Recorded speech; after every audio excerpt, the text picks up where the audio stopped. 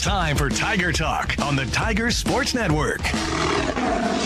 Tiger Talk, live from the Golden Q in Hayes. The Golden Q, dining, billiards, and a whole lot more. 2 blocks east of campus. The Golden Q. If the game is on, we're open. Tiger Talk is also brought to you by these premier Tiger sponsors. Golden Belt Bank of Hayes and Ellis, banking one story at a time. The Hayes Med Orthopedic Institute, expertise, technology, and compassion, all right here. Adams Brown, strategic allies and CPAs. BTI, your John Deere dealer in Buckland, Great Bend, Greensburg, Hoxie, Ness City, and Pratt. BTI, our family in partnership with your family. The Taco Shop, dine in, carry out, or delivery. You've never had it so good. G&L Tire and Automotive, complete automotive service and repair, and tires for all driving needs. Had a good Monday. Welcome into Tiger Talk. We're live at the Golden Q. We'll be talking Fort Hays State basketball as the Tiger men and women, believe it or not, we're at the final week of the regular season. 2 regular season games to go, then on to the MIAA tournament, which, boy, looks to be as exciting and crazy this year as it has ever been back in Kansas City after a year's hiatus. And, of course, we'll talk more about the MIAA tournament next week on our final basketball Tiger Talk of the season. But our next to last, we'll talk about a couple of road wins for both the men and the women, and big games coming up this week. One at home on Wednesday against Missouri Western, and then on the road at Northwest on Saturday to wrap up the regular season. Again, we're live at the Golden Q, just a couple of blocks east of campus. If the game's on, they're open at the Golden Q. Head women's coach Tony Hobson joins us now, and congratulations. You got 2 wins, different style of games, different types of games, I guess, on Thursday in Jeff City and then Saturday in Warrensburg. But you get into February, you get into late February, it doesn't matter how you win them. It's just a matter of getting that W in the column, and your team took care of business and did that on both games. Yeah, we did. It was, that's always a tough trip because you have, your first game is in Jeff City, so you got about a 6-hour trip the day before, and then you set that day of the game, and it's a snowstorm and ice and everything, kind of a crazy day there. Their school was actually closed. Couldn't get into the gym until later in the day, and so it was just kind of strange circumstances. And I mean, we didn't we didn't set any records that night or play just awesome or anything, but we played well enough and with enough energy, enough attention to get the job done, because any team can be dangerous on the road, and when you're that athletic, and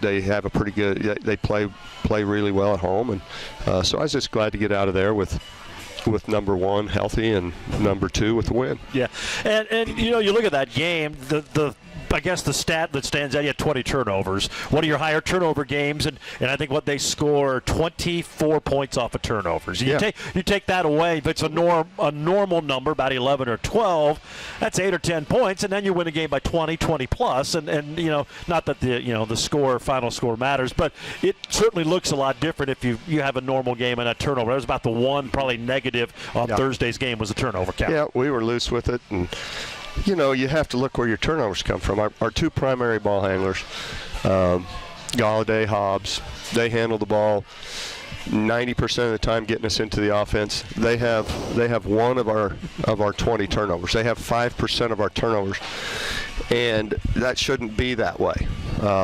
You can't have people that don't have the ball in their hands very long having so many turnovers. And the primary thing is we try to force stuff that is not necessarily there, and we have to be more content with going ahead with our continuity in our offense instead of just trying to, we have to score in 8 seconds, so we're going to make 2 passes. It's going there or it's going out of bounds, and we just have to. We have to be a little more patient at times running our offense, and we've talked about that. And then the thing is, I mean, we've got some kids that are aggressive. And the reason they're good players is that they're aggressive. And they're aggressive with their passes too. And sometimes when they are, it doesn't turn out well. So sometimes your biggest asset can kind of, bite you sometimes. And so, yeah, we did. We turned it over too much. And like you said, while the scores of the games don't matter in the end, it matters how I manage the game and who's playing how many minutes. That's and true. We've got a game on Saturday, and do I need to leave Jaden in there for 35 minutes? I'd rather not, but in a 10-point game on the road or an 8-point or whatever it got down to, I probably need to. And you talk about that, and I'm sure that's a fine line, that aggressiveness, because you want them to be smart, you want to make good decisions, but you don't want to rein in that aggressiveness because, as you said, that's what makes them who they are. But it's that fine line I'm sure you're juggling every time. Yeah, it is, and I guess you just have to pick and choose when you need to and when you don't. And you don't want to come down to the last 5 seconds of the shot clock every time because you've passed up some reasonable opportunities to score and then have to force up a bad one. So I don't like that either. But I think that, I think I got my point across. I know I did. I don't know if it'll do any good. But that's what's keeping us from extending these leads or keeping leads is ball security most of the time and maybe some shot selection. Which got us just a little bit on Saturday. But overall, I like our kids are showing up and they're playing hard. And defensively, we're getting to the point now where I was hoping we'd be eventually. Didn't know if we'd ever get there, but I thought Thursday was okay, and I thought Saturday was excellent. Big game Thursday from Lauren West off the bench, 5 of 8 from 3. She was obviously the spark plug that got you a little separation and got you going, scored 17 points. And her role has obviously changed throughout the season, but boy, she's been a nice coming off the bench like she has, and then you have a game like that where she knocks in 5 threes. That's a game changer. Well, and she always needs to be ready because you don't know what kind of game you're gonna have. And Lincoln chose to zone us a bunch, and Sydney Bergman is playing great for us right now, but sometimes against a zone, I might want to put a shooter in and stretch it out a little bit. So Lauren came in off the bench and was really ready. And her and Emma really sparked us. Yeah. But Lauren hit, I think, 3 right there in about a 2-minute span that kind of gave us a little breathing room and had a great game for us. And like I said, Emma did the same. She hit a couple, and that's what it takes. You always, I don't know where you got it, whether we've just probably talked about it, but you need these people. You don't know who it's going to be, and that makes you dangerous because one game coming off the bench, it might be Jesse. Last year at Lincoln, Jesse had 18 and scored like 14 the first half, and then this year it's Lauren. And it doesn't have to be your starters that show up and help you play and be a big part in winning a game. And when you have some people off the bench that can be your leading scorer, that doesn't happen very much. If you look through box scores of teams, very seldom does somebody off the bench be your leading scorer. But I'll bet we've had it 5 or 6 times this year. Quite a few, so yeah. That's big. That was a big game. Tigers got the win on Thursday. Then on to Central Missouri. We'll talk about the game with the Jennies. Always a big matchup when the two hook up. And, of course, we'll preview this week. Missouri Western on Wednesday, at Northwest on Saturday. Tiger Talk presented by G&L Tire and Automotive. They got tires for all driving conditions and budgets, along with complete automotive service and repair. G&L Tire and Automotive. They're just east of 8th and Main on the Bricks in downtown Hayes. Take a break. More to come on Tiger Talk here on the Tiger Sports Network, built by Paul Wurtenberger Construction.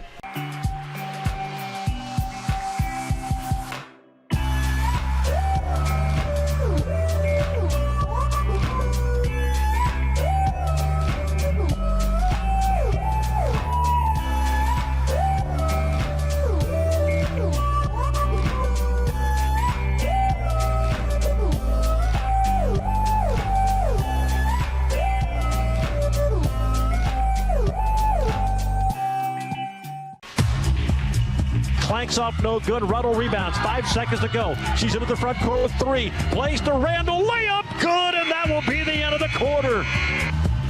That was some of the action from Thursday night. That was in Jefferson City. Shot right at the end of the first quarter. Fort Hays State women knock off the Blue Tigers and then knocked off Central Missouri on Saturday. Welcome back to Tiger Talk. It's brought to you by the Hayes Orthopedic Institute.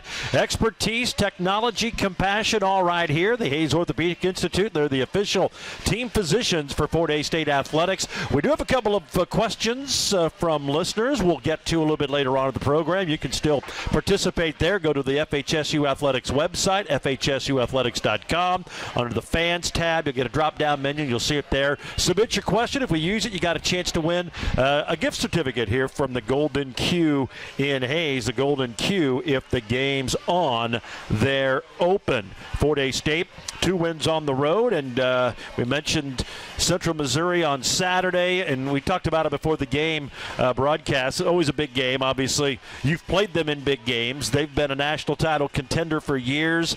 I think it went through 6 of the last 10 or 7 of the last 11. They ended your season. Now, one of those was the COVID year when the tournament got canceled. That was the last game, so I threw that in there as well. But you've met them at key points, whether it was a conference tournament early on or NCAA tournament game. So that just adds, to the I guess, fire to the rivalry. And it kind of felt that way on Saturday. They had a good crowd, one of the bigger crowds we've seen. They were into it. That was a fun game, fun atmosphere, and obviously you came away with the win. So a great day. Yeah, and we knew it would be that way. As far as them having a good crowd because it was their senior day, and they have a couple of good ones. So, our kids knew that they would have to play well, and knew that they would not go away no matter how far ahead we got. And we just had a great first half and really played well on both ends. Had some shots go in. Were able to build a big lead at halftime and sustained their first little comeback in the start of the third quarter, but boy, they you knew they weren't going to give up, not on that day, and luckily our defense was good enough to hold us in there. We turned them over a bunch and held on for the win. Yeah, they had 21 turnovers. That was kind of the story there. You scored 21 points off of those, and you look at the end of the day, that was big. You mentioned the defense in the first segment about improving and maybe playing where you thought you could. And you've seen it steadily get better and better and better, but the last 2, 3, 4 games, it's really seemed like it's taken another step. What's changed? What's made you guys so much better on the defensive end here all of a sudden? Well, I think, first of all, you have to have kids that understand the urgency of the situation, like towards the end of the season. So we always start about, like last week, the week before, we always just approach it like, you know what, you're in tournament time right now, because each game is important on whether you make it to any tournament, your seed, whether you win the conference championship or whether you're contending for it. So just start playing it game by game, like, if you lose this game, your season's over. I think our urgency has become more apparent, and that's defense is just effort. Any good offensive player, I believe, can be a good defensive player if the same effort is put forth. So I just think, first of all, I think Sydney Bergman's emergence, reinserted into the starting lineup here and there. I mean, she didn't Saturday. It does not matter to her. She played 31 minutes. But she gives us an extra little kicker in there on defense. She was great Saturday. I think Whitney Randall is playing as good defensively as she has. And all it is with her was just, you need to, have it in full gear the whole time. Jaden's a really good defender, and the bigger the game, the bigger the moment, the better she is. She leads us. She takes more charges than the rest of our team put together.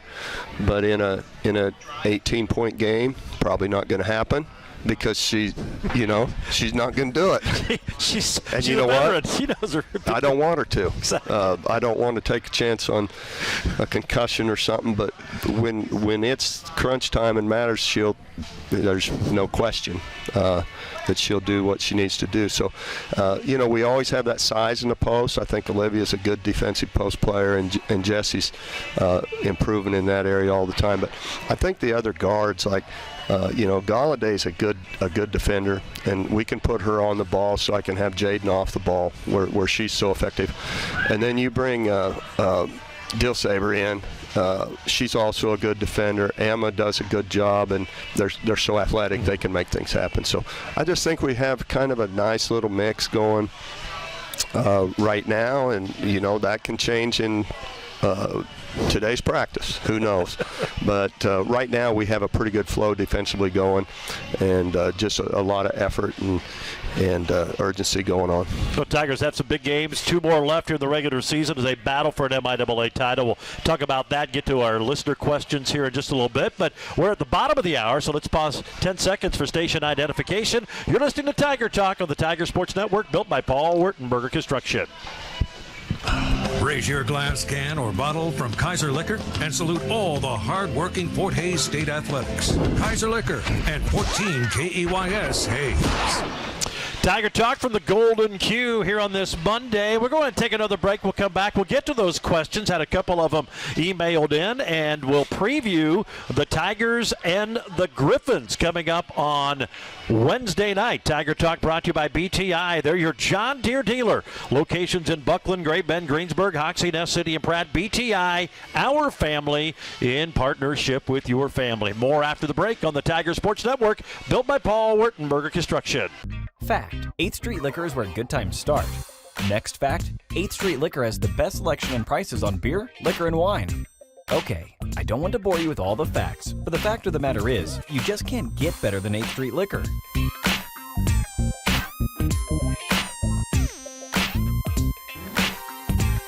Yep, 8th Street Liquor, where good times start. That's the fact. Jack? Oh yes, they have plenty of Jack too. Here's Bergman right wing. Top of the key to Hobbs. Looks in low. Nobody there. Dribbles off to her left. Now picks up that dribble. A deep 3. Good. Jaden Hobbs with her first basket.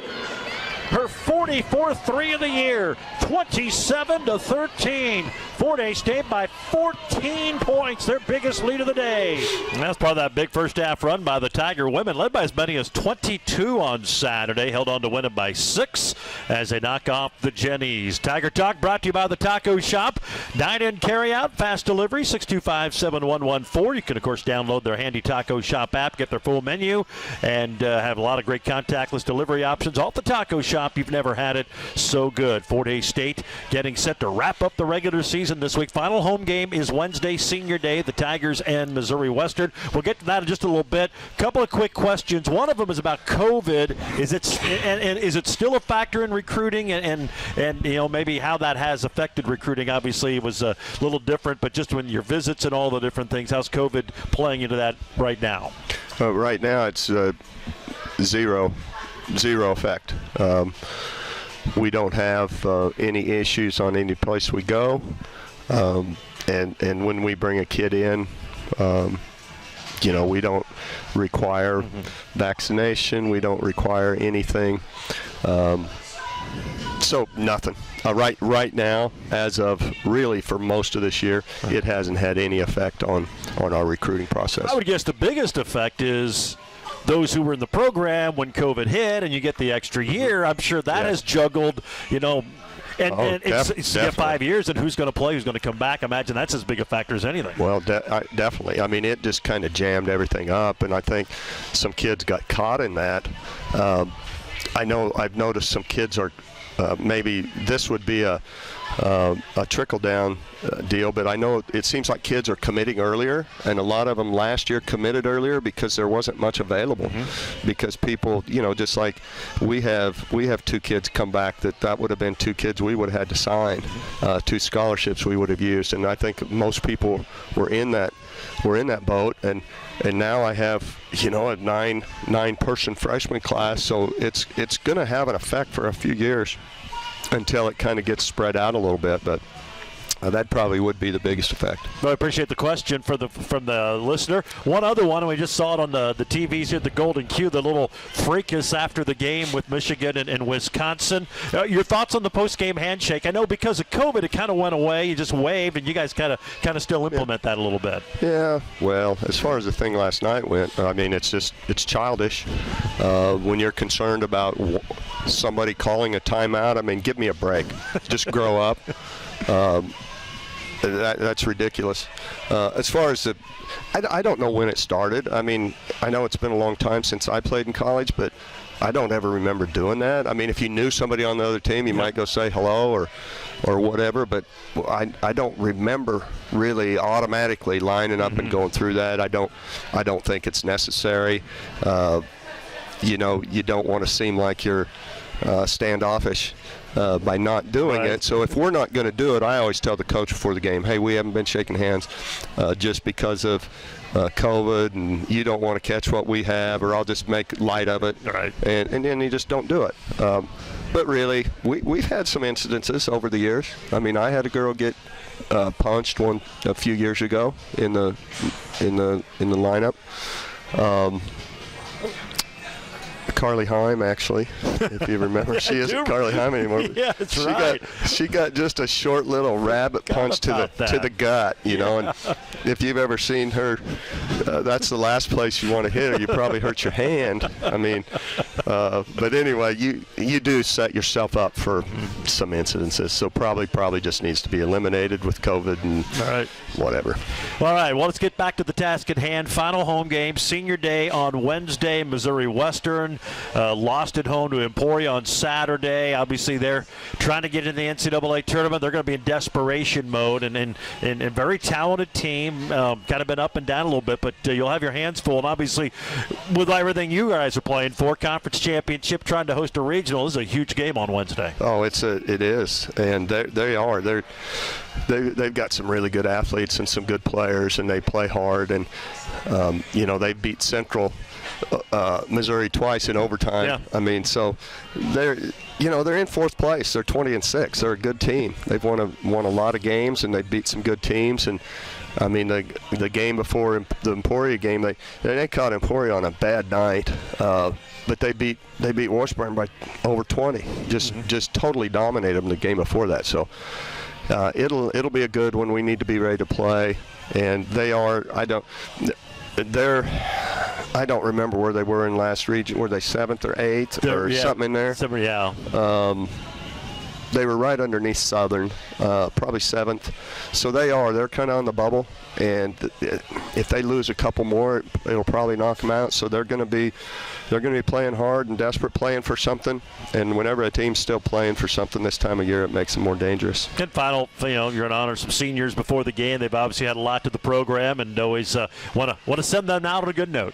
For sure. And we've got some good ones. I mean, Whitney's been around now for 5 years, and Jaden for 3, and we got both. It's really nice that we got two players of that quality for an extra year. It really helped us. And then we have Sydney Bergman, who negotiations are still open with her because she could come back, and we would love to have her back. But you get to this point in these kids' careers, and they graduate, and they've got plans, and they've had plans, and Sydney's a planner. She's a 4.0 student, and she's probably already got a job lined up that's better than mine. But what I'm saying is we'd love to have her back, but right now she's going to go through senior night with the idea that she's probably not going to come back and play her final year of eligibility. Well, that'll be fun to honor them. Hopefully they can go out and get a nice victory on the home floor. Tony, as always, appreciate your time, and we will see you on Wednesday. Okay, thanks, George. That's Tony Hobson, coach of the Fort Hays State women. Again, they'll host Missouri Western at 5:30 on Wednesday night, and then a 1:30 tip Saturday in Maryville against Northwest Missouri State. Tiger Talk brought to you by Adams Brown, where they do more than run numbers and file tax returns. They work hard to become strategic allies. Adams Brown, Strategic Allies and CPAs, they are who you need to call, Strategic Allies and CPAs at Adams Brown. We'll take a break. Head men's coach Mark Johnson joins us as Tiger Talk continues on the Tiger Sports Network, built by Paul Wertenberger Construction. Ready to discover something new? The next time you're in your car, tune your radio to 94.3 FM. It's here. It's Hayes' greatest hits. Love it. On 1400 KAYS and 94.3 FM.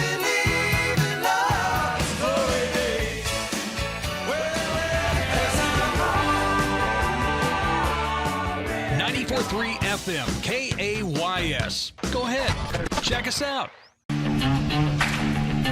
Right plucks it away, dribbles down the lane, out to Davis, down to Janssen. Extra pass, Pichel for three, off to the right, no good. Janssen kept it alive. It's on the deck and grabbed by Trajan Davis. Now Hammocky to the foul line. A floater, good. Caleb Hammocky scores. Great job on the offensive glass. Janssen kept it alive. Tigers get the bucket, and they're back on top by 8.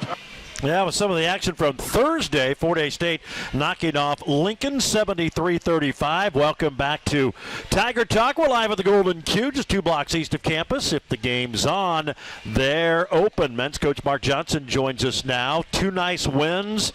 Beat Lincoln Thursday, beat Central Missouri Saturday. Northwest gets beat. We go into the final week of the regular season, and obviously you're trying to get into the NCAA tournament, but there's a lot on the line in the conference race yet. Who'd have thought when this whole conference thing started back in December that here you'd be, but you're right there in the thick of things. It's been fun.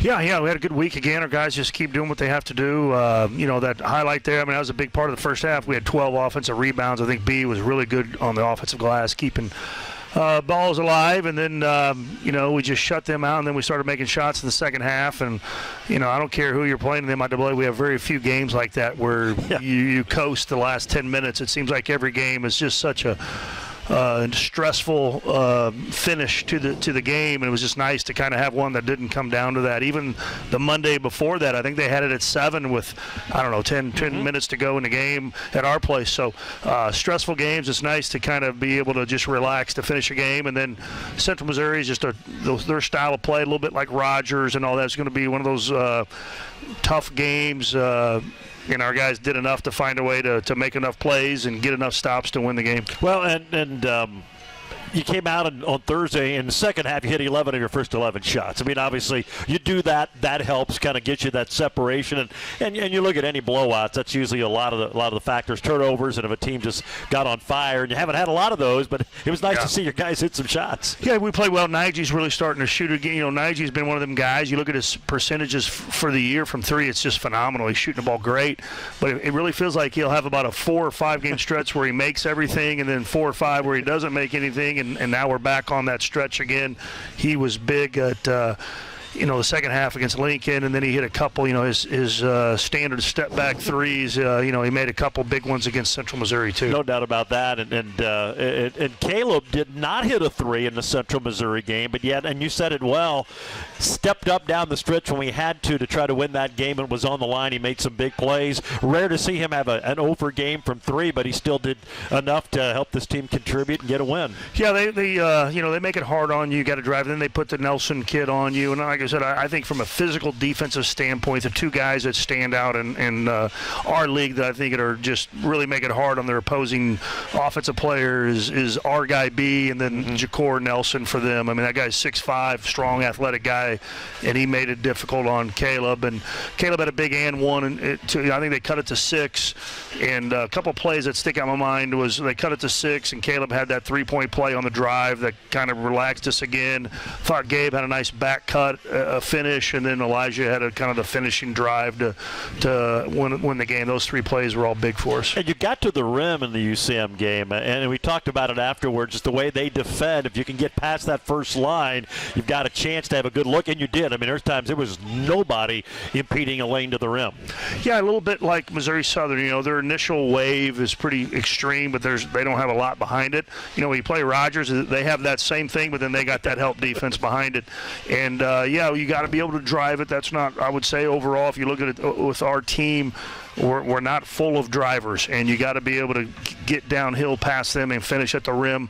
And we were able to get just enough. At times Naiji is just great under control. At times I wish Naiji would just let it go a little bit more and be more aggressive. But that's not really his personality. But he had a couple nice finishes for us. You mentioned B. He got you off to the good start. Very active in the Lincoln game. 9 points, 4 boards, and I think you may have scored your first 6 of your first 8. He got you up to a good start. Yeah, he sets those ball screens at times. times that he's quick, fast, and moves hard, and that got us going, got us some baskets to start the game because you had, like I said, with them, that's why you're just not going to get any threes off against them the way they guard. They're going to give you so much pressure out front that everything has to be at the rim mostly. Well, you took care of business, you got the job done, and it seems like your team is just kind of basking in the moment. They've worked hard to get to this point. They understand what's on the line with everything, and just fun to go out there and see them perform and play well and just find ways to win. We kind of touched on with Tony. I mean, you get to this point of the year, you don't get style points. It's a matter, did you get the win or the loss, and they're doing what they have to do. Yeah, our guys, we have a week to go, and our guys have really played. You look in conference season through 20 games, our guys have done all the tough things and the hard things. You look right now, we're leading the league in scoring defense in conference. We're leading the league in field goal percentage defense. I think our guys are leading the league in three-point field goal percentage defense, and we're leading the league in rebound margin. I mean, those are all things that it takes toughness, it takes effort, it takes commitment, it takes focus, game in, game out. And we've said this over the years, we get so enamored with when we say talent, we think how athletic a guy is or how the guy, skill set, and that's all nice to have. But there's also a talent of playing hard. There's a talent it takes of being tough. There's a talent it takes to be able to execute and do what's right on the floor. And not everybody has that talent. And I think we have a group of guys that their talent is really good at being tough, playing hard, and being able to have a basketball IQ and execute on both ends of the floor.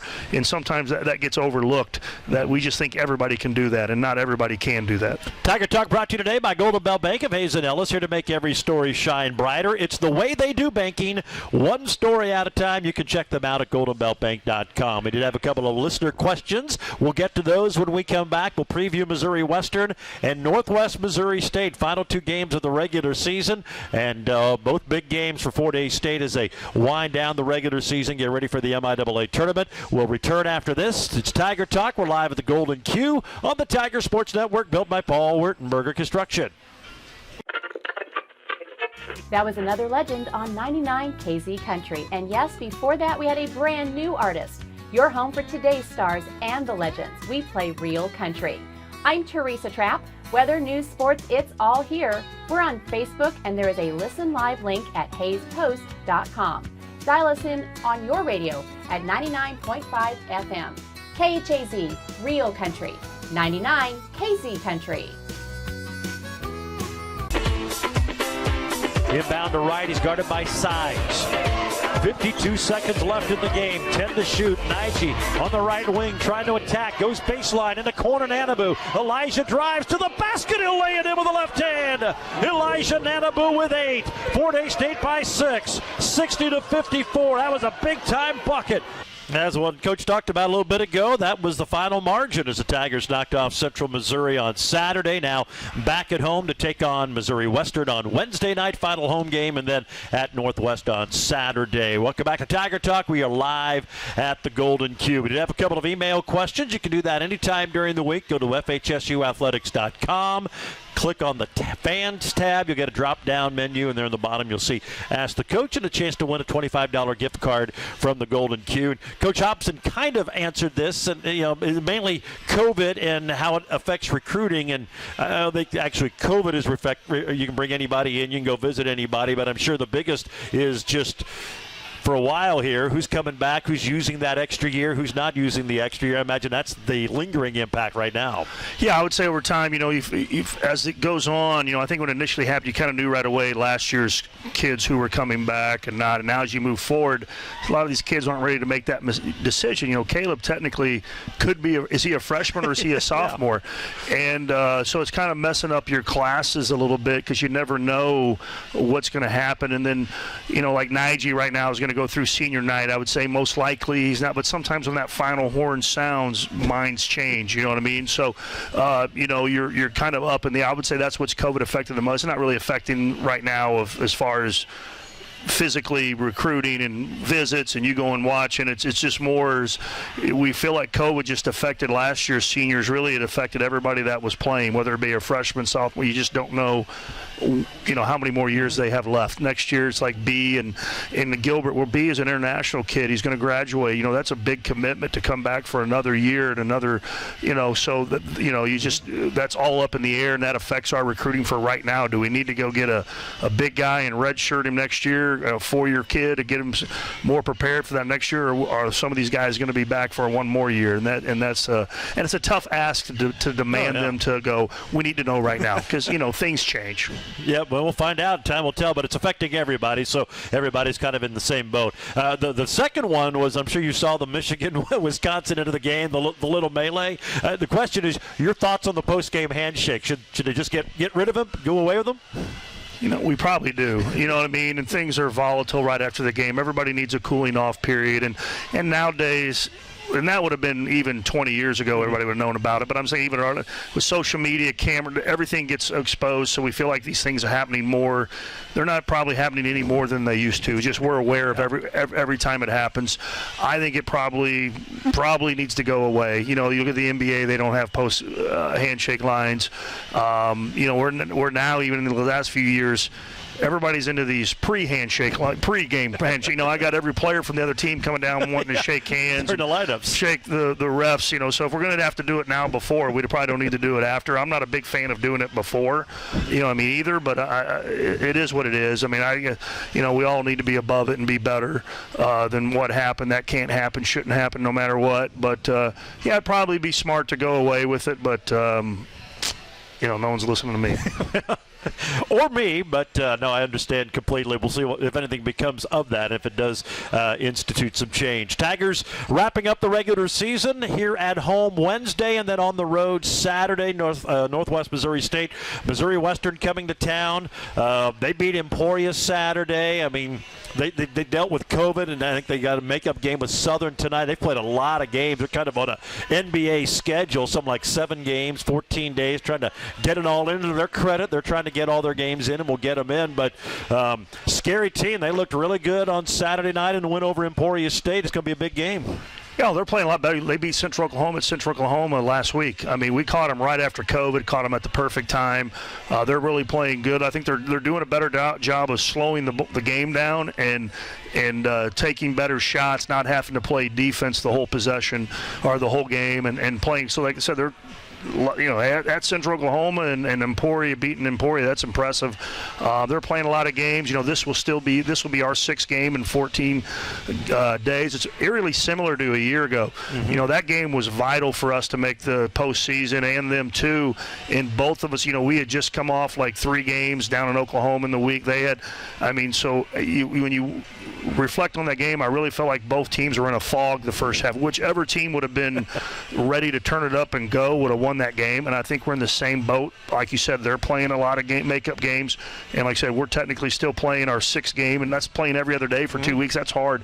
So we need to do better this time around of being ready to go, and I think obviously we're a team that has to be ready to go when we play, because a lot of the things we do to win the game takes a lot of effort and a lot of focus. And I don't expect your team to look past this game just because they know they've been through this, but you have Northwest lurking Saturday. Bearcats lost. You're right there with them in the conference standings. It'd be easy to kind of set your sights on that finale in Maryville, but you can't do that. But obviously that's going to be a big one, and who knows what's going to be on the line when that thing comes together. If we sweep this weekend, no matter what happens, we can get to the number 2 seed. And that's 2's better than 3, and then you never know with Central Oklahoma.